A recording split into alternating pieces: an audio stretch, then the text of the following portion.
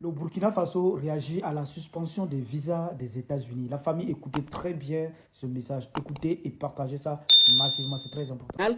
Et des Burkinabés de l'extérieur est venu nous fournir de plus en plus d'informations sur la procédure d'obtention du visa américain pour les citoyens burkinabés suite à une information qui circule sur les réseaux sociaux faisant état d'une nouvelle décision prise par les autorités américaines. Bonsoir, monsieur le ministre. Bonsoir, madame Kelly. Alors, de cette information qui circule sur les réseaux sociaux, on apprend que les citoyens burkinabés, demandeurs de visa américain, devront désormais se rendre à Lomé au Togo pour les formalités. Est-ce que vous confirmez?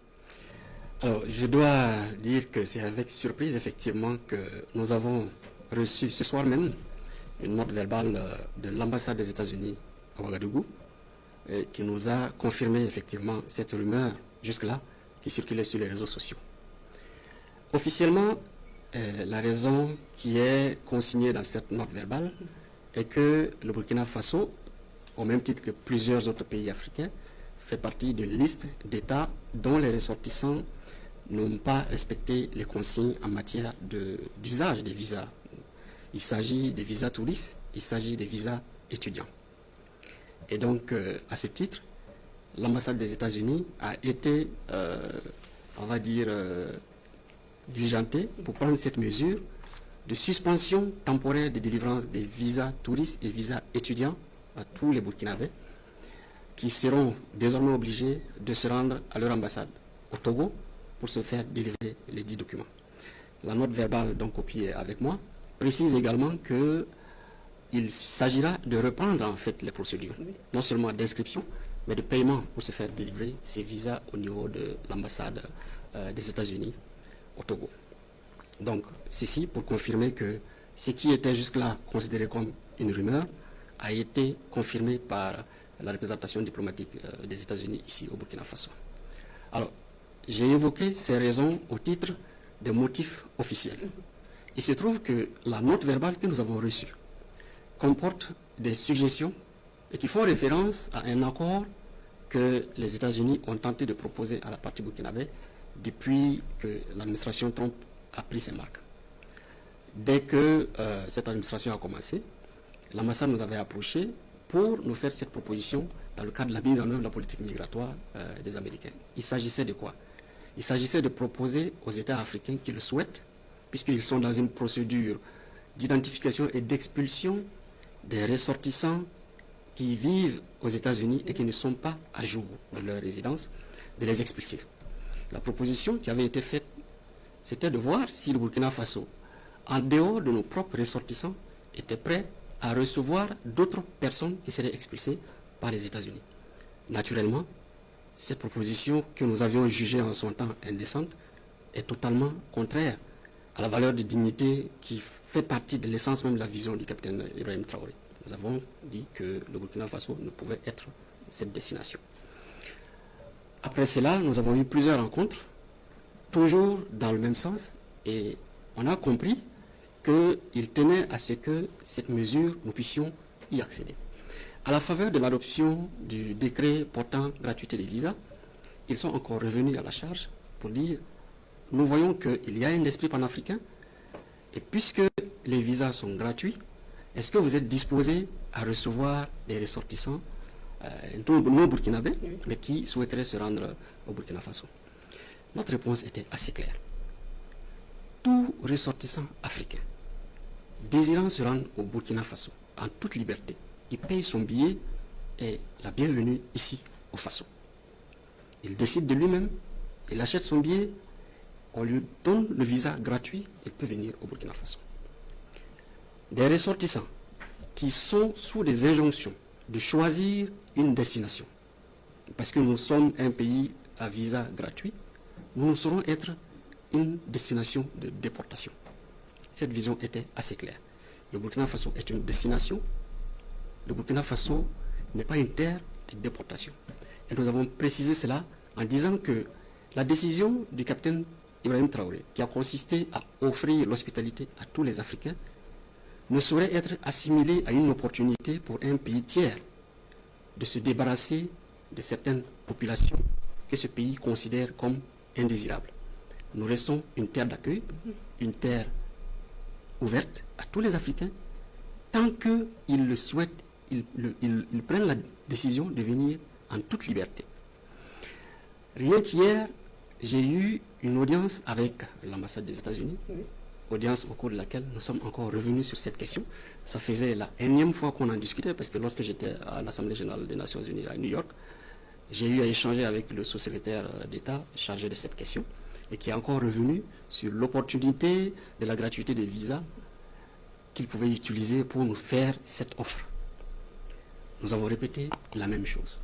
Alors, il est curieux que ce soit à la confirmation pour la énième fois de notre refus de recevoir des ressortissants indésirables, le fait de considérer notre pays comme une terre de déportation, ce qui est indigne et indécent, que ce soit seulement juste après que cette décision soit prise. Donc vous comprendrez avec moi que le lien est vite établi.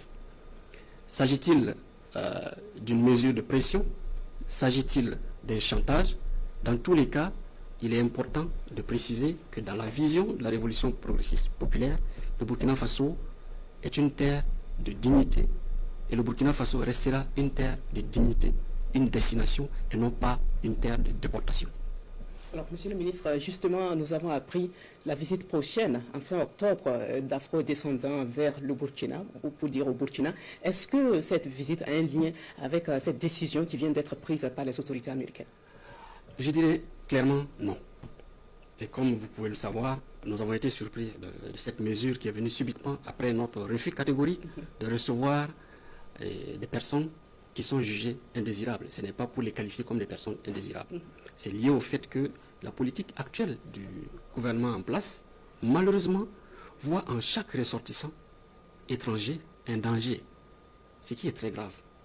Et c'est ce que nous avons répété à la représentation américaine, que parmi ces gens, il y a beaucoup d'Africains, beaucoup de Latino-Américains, beaucoup de non-Américains qui résident là-bas, qui ont sacrifié leur vie et qui ont participé à la construction de la paix et à l'économie des États-Unis. Ils ont fait tout ce qu'il y a comme boulot.